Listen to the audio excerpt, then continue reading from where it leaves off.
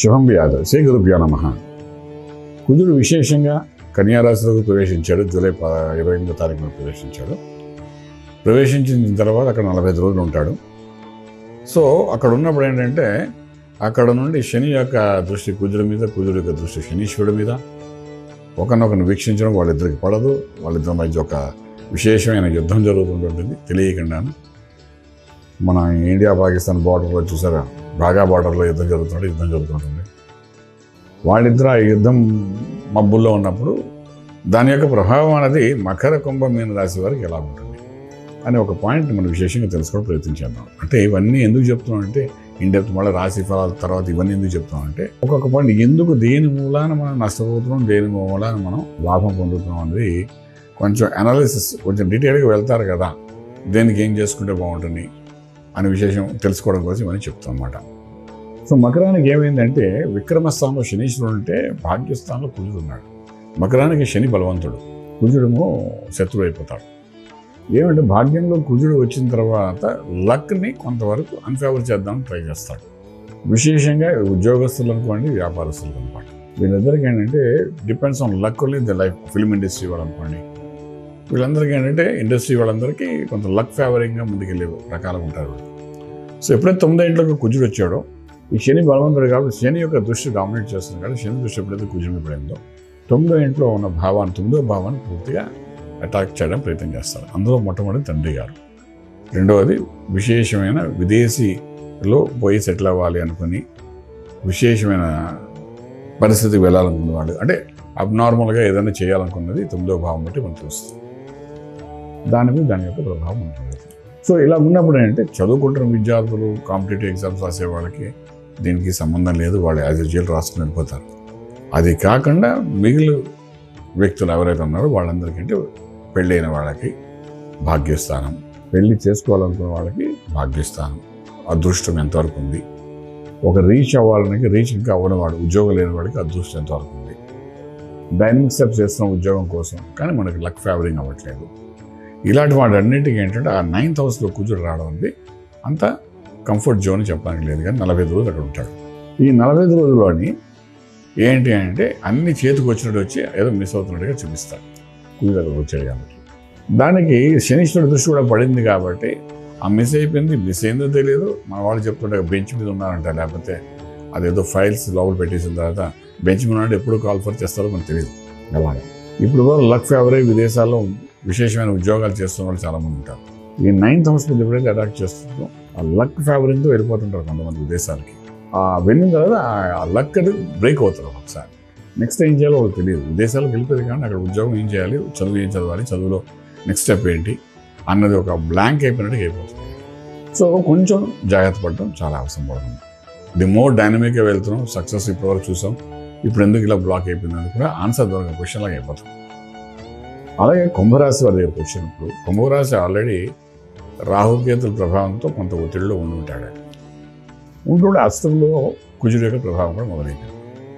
ఇప్పుడు ఎంత భయంకరమైన కుంభరాశి వారికి నేను చెప్పాలంటే రాశిలో రాహు ఉన్నాడు, సప్తమంలో కేతు ఉన్నాడు, కుటుంబ స్థానంలో శని ఉన్నాడు, అష్టమ స్థానంలో కూర్చున్నాడు. ఉన్న 4 పావురుగాలు అలాగ 4 పక్కల కాపలా కాస్తున్నట్టే, నువ్వు ఎలాగెళ్ళా నేను పట్టుకుంటా అనే టైప్లో ఉన్నారు. కుటుంబపరంగా, ఆరోగ్యపరంగా, వివాహం చేసుకుంటే వైవాహిక జీవన పరంగా అన్ని రకాలుగా అక్కడ ఒక బంధనం అన్నమాట, ఒక టైట్ చేసినట్టుగా కుంభరాశి వారికి అందజేస్తారు. నిర్ణయం తీసుకుంటే అందులో ఎన్ని తప్పులు వస్తాయో మనకు అర్థం కావాలి చేసేస్తాం. సో ఇలా ఉన్నప్పుడు ఏంటంటే ఈ కుజ శుక్రులు ఒకరు ఒకరిని వీక్షించడం వలన శని, కుంభరాశి కూడా శని నక్షత్రం కాబట్టి వాడి యొక్క బలంతో కుజుడి మీద చూపిస్తాడు అటాక్, అష్టమ భావం మీద. సో ఏదైనా మన చిన్న చిన్న ఇష్యూ అనుకుంటూ హాస్పిటల్కి వెళ్తే మనం కూర్చోబెట్టేస్తారు, అన్ని రకాల టెస్టులు చేయిస్తారు, ఒక పెద్ద ప్రాబ్లం మీకు చూపిస్తాడు మీ శరీరంలో, చూపించి దీన్ని సాల్వ్ చేసుకోవాలి లేకపోతే కష్టం అవుతుందని చెప్తాడు. మనం వెళ్ళేది దగ్గుకో తుమ్ముకో వెళ్తాం, వాడు మొత్తం స్కాన్ చేసేసి లోపల ఇంకేదో రోగం అని చెప్తాడు, మీ దగ్గర ఖర్చు పెట్టిస్తాడు, మిమ్మల్ని మానసిక వృద్ధి చేస్తాడు. 100% ఇదే జరుగుతుంది. వెళ్ళాలా వద్దంటే వెళ్ళాలి, తప్పదు, ఎందుకంటే అనారోగ్యాన్ని బయటపడాలి కాబట్టి వెళ్ళాలి. ఈ కుజుడు అష్టమ స్థానంలోకి వచ్చాడు కాబట్టి దాన్ని బయట పెడతాడు. ఆ తర్వాత అది రిపేర్ చేసుకోవాలా వద్దా మీ ఇష్టం. కుజుడు కూడా 45 రోజుల్లో ఉన్న 45 రోజుల్లో మీ యొక్క అనారోగ్య స్థితి ఏ ప్రాబ్లమ్స్ ఉన్నాయనేది చెప్తాడు. కొంచెం జాగ్రత్త తీసుకోవాల్సి వస్తుంది. అలాగే మీన రాశిలో రాశిలో శనీశ్వరుడు, 12 రాహు, సప్తమంలో కుజుడు, అలాగే చూస్తే 6వ ఇంట్లో కేతు. శని రాశిలో ఉండడమే ఒక తలలో పనుకుంటే మీన రాశి వారికి 7వ ఇంట్లో కుజుడు వచ్చి కూర్చున్నాడు వైవాహిక జీవనానికి సంబంధించి. 6వ ఇంట్లో కేతు ఆల్రెడీ ఉన్నాడు అనారోగ్యం తీసుకోవడానికి. ఒకటి అనారోగ్యం, 2 7వ ఇంట్లో కుజుడు. అనారోగ్యంతో ఒత్తిడితో ఉంటే ఇంట్లో ఉన్న భార్యతో ఇంకొక తలకాయ నొప్పి ఉంటుంది, ఇంట్లో ఉన్న భర్తతో ఇంకో తలనొప్పి ఉంటుంది. ఈ ఫ్రస్ట్రేషన్స్లో వాళ్ళు ఏం చేస్తున్నారో వాళ్ళకే తెలియదు. అలాగే ఈ 7వ ఇంట్లో కుజుడు రావడం అనేది ఇక్కడ మీనరాశి వారికి చెప్పాలంటే ఇట్ ఈజ్ అప్పటి వరకు బాగున్న మ్యారిటల్ లైఫ్లో తెలియని 3వ వ్యక్తి ద్వారా లేనిపోని తలకాయ నొప్పులు తెచ్చుకుని మానసిక ఒత్తిడి తెచ్చుకోవడం, అది ఆల్మోస్ట్ ఆల్ నువ్వు ఉంటావా వెళ్తావా అన్న లెవెల్ వరకు తీసుకెళ్ళే అవకాశాలు చాలా బాగా ఉంటాయి. అంచేది ఏంటంటే ఈ శనిని నమ్ముకోలేము, కుజుని నమ్మలేము, ఇద్దరు కలిసి ఉండడం జరుగుతుంది. ఇది పరిస్థితి మ్యారిటల్ లైఫ్ విషయంలో మీన రాశి వారికి. ఇలా ఉన్నప్పుడు మకర రాశి వారు మొట్టమొదటి ఏం చేయాలి అంటే అక్కడ ఆంజనేయ స్వామికి విశేషంగా ఆరాధన చేయాలి. ఆకు పూజ అనుకోండి, వడమాల పూజ అనుకోండి, ఏదో ఒకటి అష్టోత్తరం చదువుకోవడం, ఆంజనేయ స్వామికి ఏది చేస్తే తృప్తో. లేకపోతే చాలామంది తిలక ధారణ చేయిస్తారు. మొత్తం రంగు మన హైదరాబాద్ తెలంగాణలో ఎక్కువగా చేస్తారు.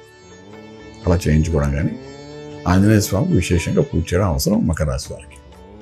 అలాగే కుంభరాశి వారి దగ్గరప్పుడు శివాలయంలోకి వెళ్ళి విశేషంగా అభిషేకం చేయించుకుని రావడం అది చాలా అవసరం. ఇది శివాలయంలో ఉన్న విగ్రహం ఏదైతే ఉంటుందో నల్లటి శివుని యొక్క లింగం ఉంటుంది. మన ఇంట్లో ఏమైనా అభిషేకం చేసుకుంటే మనం ఏం చేస్తాం, ఒక్కొక్కసారి వెండిది పెడతాం, స్ఫటికి పెడతాం, రకరకాలు పెడతాం. కానీ ఇక్కడ ఏంటంటే నలుపు రంగులో ఉన్న స్వామివారి యొక్క విగ్రహాన్ని ఏదైతే ఉందో మళ్ళీ ఇవాళ కొత్త ఫ్యాషన్ ఏంటంటే మరకత లింగం అని పెడుతున్నారు. మరకత లింగానికి అభిషేకం కాదంటుంది, నల్లరాజు అంటే మనకు ఉంటాయి కాబట్టి దాని మీద అభిషేకం చేసి ఆ తీర్థాన్ని తీసుకొని ప్రయత్నం చేయగలిగితే కుంభరాశి వారికి కొంతవరకు పీడనం తగ్గే అవకాశం ఉంటుంది. అలాగే మీనరాశి వారి దగ్గరకు వచ్చినట్టు మ్యారిటల్ లైఫ్ సంబంధించి ఒక దోషం కనబడుతుంది కాబట్టి సుబ్రహ్మణ్యేశ్వర స్వామి ఆలయంకి వెళ్ళి విశేషంగా పాలతో స్వామివారికి అభిషేకం చేసి ఆ తీర్థాన్ని తీసుకోవడం ప్రయత్నం చేయండి.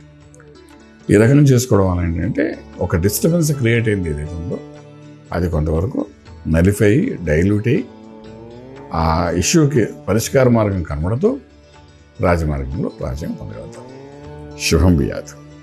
పూర్తి వివరాలకు సంప్రదించండి శ్రీ వేదమాత గాయత్రి జ్యోతిష్యాలయం, Brahmasri మంతా Suryanarayana Sharma garu, Srinilayam, first floor, 101, Sai Vaibhav layout, Chitrapuri colony పక్కన, కాజాగూడ, హైదరాబాద్ 500008. సంప్రదించవలసిన ఫోన్ నంబర్ 8885559147, 8855559148, 9849996644.